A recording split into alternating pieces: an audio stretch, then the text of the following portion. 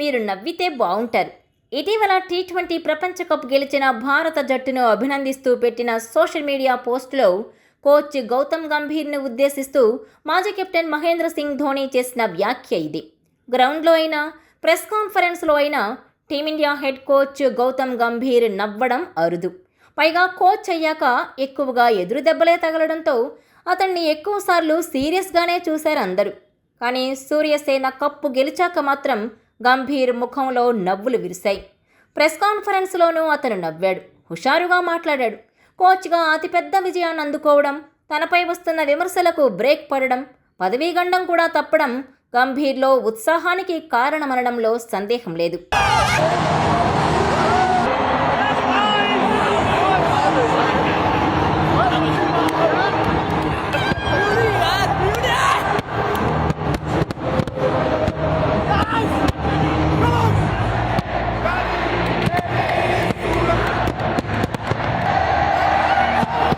రెండున్నర దశాబ్దాల్లో జాన్ రైట్తో మొదలు పెడితే గౌతమ్ గంభీర్ వరకు టీమిండియాకు 8 మంది ప్రధాన కోచ్లుగా పనిచేశారు. వీరిలో గ్రెగ్ చాపెల్ తర్వాత అత్యధిక విమర్శలు ఎదుర్కొన్నది గౌతమ్ గంభీరే. చాపెల్ అంత వివాదాస్పదుడు కాకపోయినప్పటికీ తన హయాంలో భారత జట్టు ఊహించని పరాభవాలను ఎదుర్కోవడం, దిగ్గజ ఆటగాళ్లు విరాట్ కోహ్లీ, రోహిత్ శర్మతో వ్యవహరించిన తీరు వల్ల గంభీర్ మీద వ్యతిరేకత తప్పలేదు. అతను కోచ్ అయిన వెంటనే శ్రీలంకలో 27 ఏళ్ల తర్వాత వన్డే సిరీస్ ఓడింది టీమిండియా. ఇక సొంత గడ్డపై గత 12 ఏళ్లుగా టెస్టుల్లో విజయ పరంపర సాగిపోతున్న భారత జట్టు ఏడాది వ్యవధిలో 2 పరాభవాలను ఖాతాలో వేసుకుంది. 2024లో న్యూజిలాండ్ చేతిలో వైట్ వాష్కు గురైన జట్టు గతేడాది దక్షిణాఫ్రికా చేతిలో కంగుతింది. దీనికి తోడు ఆస్ట్రేలియాలో టెస్టు సిరీస్, వన్డే సిరీస్ ఓటమి, సొంత గడ్డపై కివీస్ చేతిలో వన్డే సిరీస్ పరాజయం, ఇలా గంభీర్ ఖాతాలోకి చాలా వైఫల్యాలే చేరాయి.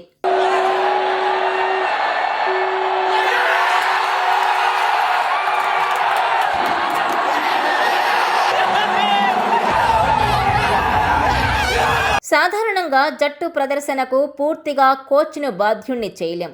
కానీ గంభీర్ మాత్రం కొన్ని కారణాల వల్ల తీవ్ర విమర్శలే ఎదుర్కొన్నాడు. టీం సెలక్షన్, పిచ్ల విషయంలో అతి జోక్యం, ప్రయోగాలకు తోడు జట్టుపై పట్టు సాధించడం కోసం చేసిన ప్రయత్నం. ఈ క్రమంలో శుభ్మన్ గిల్ను పట్టుబట్టి టెస్టులు, వన్డేల్లో కెప్టెన్ను చేయడం, కోహ్లీ, రోహిత్లకు టెస్టుల నుంచి పొమ్మనకుండా పొగబెట్టేయడం, వన్డే కెప్టెన్సీ నుంచి రోహిత్ను తప్పించడం, ఇంకా మీడియాతో మాట్లాడేటప్పుడు చేసిన కొన్ని వ్యాఖ్యలు, మరీ సీరియస్గా ఉండే తన వ్యవహార శైలి, ఇలా పలు కారణాల వల్ల గంభీర్ మీద వ్యతిరేకత పెరిగిపోయింది. గతేడాది దక్షిణాఫ్రికా చేతిలో టెస్ట్ సిరీస్ ఓడినప్పుడు గంభీర్ను తప్పించాలన్న డిమాండ్లు కూడా పెద్ద ఎత్తున వినిపించాయి. కానీ టీ20 ప్రపంచ కప్ సమీపిస్తుండడంతో బీసీసీఐ మార్పునకు సుముఖంగా కనిపించలేదు. ఒక రకంగా ఈ టోర్నీ గంభీర్ భవితవ్యాన్ని నిర్దేశిస్తుందన్న అభిప్రాయాలు వ్యక్తమయ్యాయి. అయితే సూర్యకుమార్ సేన కప్పు గెలవడంతో గంభీర్ పదవికి ఢోకా లేకుండా పోయింది. తన ప్రణాళికలు, వ్యూహాలు బాగా పనిచేయడంతో అతని మీద అభిమానుల్లోనూ వ్యతిరేకత తగ్గిన సంకేతాలు కనిపిస్తున్నాయి.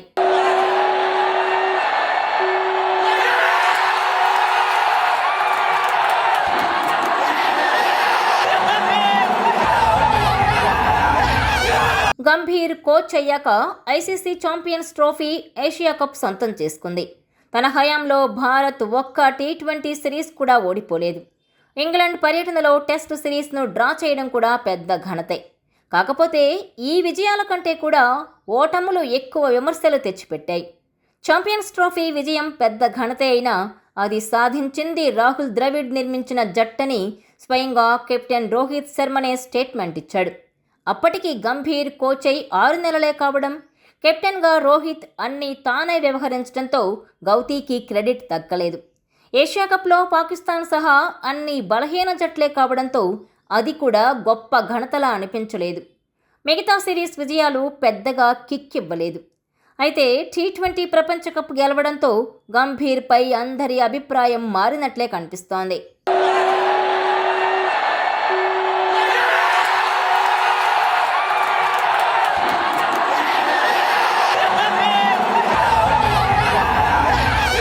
టీ20 జట్టుపై గంభీర్ ముద్ర స్పష్టం.